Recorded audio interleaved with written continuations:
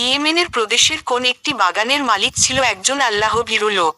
সে বাগানের ফসলের নির্দিষ্ট একটি অংশ গরিব মিসকিনগণকে দান করত। কিন্তু তার মৃত্যুর পর তার 3 পুত্র তার মালিক হল। তারা ভাবল যে, আমাদের লোকসংখ্যা অনেক, আমাদের পরিবার পরিজনের তুলনায় বাগানের ফসল সম্পদ খুবই অপ্রতুল, সুতরাং গরিব মিসকিনগণকে ফসলের নির্দিষ্ট একটি অংশ দান করা আমাদের পক্ষে সম্ভবপর নয়। কিন্তু কোনো এক ছেলে এই চিন্তাধারার বিপরীত ছিল। সে গরিব মিসকিনের প্রতি ছিল সহানুভূতিশীল, তবে তার কথায় অন্যান্যরা কান দিল না। তারা প্রতিজ্ঞা করল যে, আগামী দিন সকালবেলা আমরা ভিক্ষুক দল আসবার পূর্বেই গিয়ে ফসল কেটে আনব। কিন্তু এই শপথ ও প্রতিজ্ঞায় আল্লাহর ইচ্ছাকে শামিল করল না। অর্থাৎ, তারা এ কথা বলল না যে, আল্লাহ চাইলে ইনশাআল্লাহ আমরা আগামীকাল সকালবেলা গিয়ে ফসল কেটে আনব। এই ইনশাআল্লাহ না বলা এবং গরিব মিসকিনগণকে না দেওয়ার ইচ্ছা প্রকাশের অপরাধে তাদের ঘুমে থাকা অবস্থায় আল্লাহ তাআলা তাদের বাগানের উপর গজব নাজিল করলেন। ফলে প্রচণ্ড মরুঝড় বায়ু বাগানের উপর দিয়ে প্রবাহিত হয়ে বাগানের ফসলকে মথিত করে সম্পূর্ণরূপে বিনাশ ও ধ্বংস করে ফেলল। বাগানটি দেখলে মনে হতো যে, মথিত হয়ে চর্বিত ফসলের ন্যায় হয়ে গেছে। অতঃপর অতি প্রত্যুষে তারা পরস্পর বলাবলি করতে লাগলো যে, তোমরা ফসল কাটতে চাইলে সকাল সকাল বাগানে চলো। ভিক্ষুকের দল ভিড় জমাবার পূর্বেই ফসল তুলে আনতে হবে। অতঃপর তারা পূর্ব সিদ্ধান্তমাফিক খুব দাম্ভিকতা ও অহংকারী মনে সকালবেলা ফসল কাটার জন্য রওনা হলো।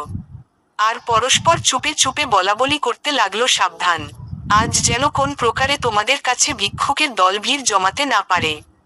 তারা আসার পূর্বেই ফসল তোলার কাজ শেষ করতে হবে। ভিক্ষুক ও গরিবদেরকে তাড়িয়ে দেওয়ার মনোভাব নিয়ে তারা বাগানে পৌঁছল।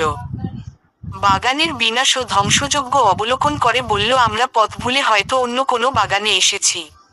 আমাদের বাগান তো এটা নয়। আমাদের বাগান কত সুন্দর, সুজলা সুফলা শস্য ভরা। আমরা পথ হারিয়ে ফেলেছি। কিন্তু বাগানের চতুর্দিকের সীমানা ও আলামত দেখে তারা চেতনা ফিরে পেল। তাদের নিজেদের গর্ব অহংকার ও আল্লাহর সাথে নাফরমানি করার কথা মনে হলো। আর বলল, আমাদের উপর আল্লাহর লানত এসেছে, আমাদেরকে ফসল হতে বঞ্চিত করা হয়েছে। তখন তাদের মধ্যে যে লোকটি স্বভাব চরিত্রে উত্তম ছিল এবং ভিক্ষুকদের প্রতি সংবেদনশীল ছিল, সে বলল, আমি কি পূর্বে তোমাদেরকে আল্লাহর সাথে নাফরমানি না করার জন্য বলেছিলাম না? এটা আল্লাহর সাথে নাফরমানিকরণ, ভিক্ষুকগণকে বঞ্চিত করার ইচ্ছা এবং গর্ব অহংকারের পরিণতি ছাড়া কিছুই নয়।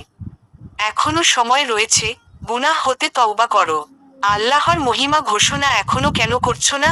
সর্বহারা হওয়ার পরই তাদের বিভ্রান্তির দশা কাটল।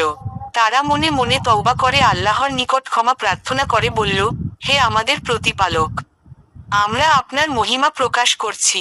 আপনিই মহাশক্তিধর, আপনি আমাদেরকে ক্ষমা করুন। আমরা সীমালঙ্ঘন করে ফেলেছি, ক্ষমা না করলে আমাদের আর কোনো উপায় নেই। অতঃপর তারা পরস্পর দোষারোপ করতে লাগল। পরিশেষে নিজেদের ভাগ্য বিড়ম্বনার জন্য নিজেদেরকেই দোষী সাব্যস্ত করল এবং বলল, এটা আল্লাহর সাথে বিদ্রোহমূলক আচরণের জন্যই হয়েছে। তারা আল্লাহর নিকট খাঁটি অন্তরে তওবা করে আশা করল যে, আল্লাহ মহা ও অতিশয় দয়ালু। সুতরাং আমরা আশা করতে পারি যে, তিনি নিজগুণে আমাদের ক্ষমা করে এই বাগানের পরিবর্তে উত্তম বাগান আমাদেরকে দান করতে পারেন। আমরা আমাদের যাবতীয় সমস্যা তার নিকট অর্পণ করলাম এবং তার দিকেই মনোনিবেশ করলাম। তাফসীরকারগণ লিখেছেন, তাদের এই তওবার ফলে এবং নিজেদের যাবতীয় সমস্যা আল্লাহর নিকট সুপর্দকরণ এবং সত্যদিনের ধারক হওয়ার কারণে আল্লাহ তাআলা এটার তুলনায় অনেক অনেক গুণ উত্তম ও সুজলা সুফলা শস্যভরা উদ্যান দান করে অপূর্ব সম্পদশালী করেছিলেন।